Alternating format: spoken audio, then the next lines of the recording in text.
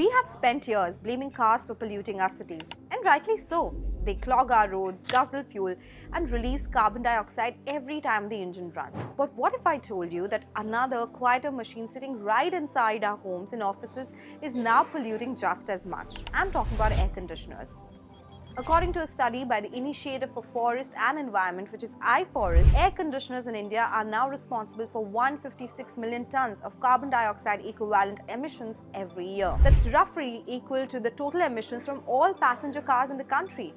The machines we use to cool ourselves are warming the planet at the same pace as the cars we drive. Of course, we cannot stop using these products, but there are ways to avoid that. But first, about the report.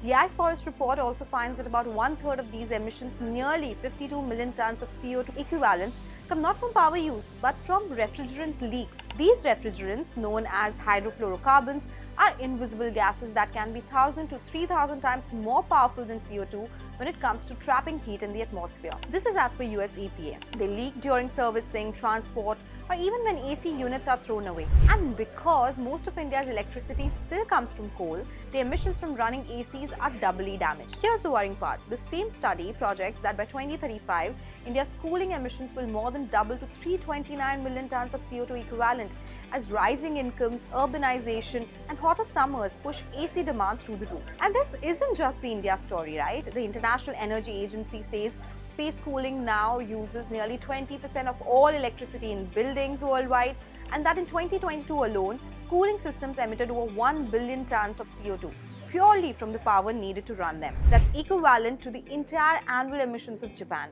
And as developing countries like India, Indonesia, and Nigeria install hundreds of millions of new AC units, those numbers are set to soar. The IEA's Cooling on the Move study found that mobile air conditioning systems in vehicles caused around 420 million tons of CO2 equivalent in 2015, which could triple to 1.3 billion tons by 2050 if we do not make them more efficient. In fact, every time you switch on your car's AC, the engine burns extra fuel, increasing tailpipe emissions while also leaking refrigerants, so the car's AC makes the car even more polluting. But it doesn't have to be this way.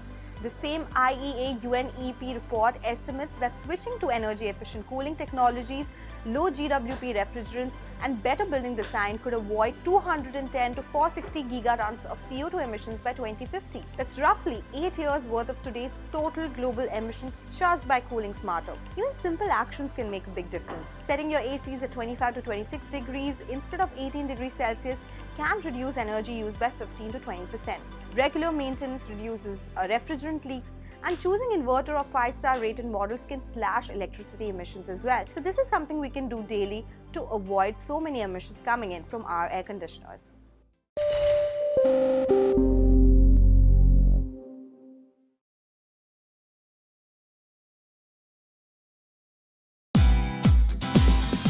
Thank you for watching us on CNBC TV18. For all news and updates, subscribe to our YouTube channel and watch us on all social media platforms.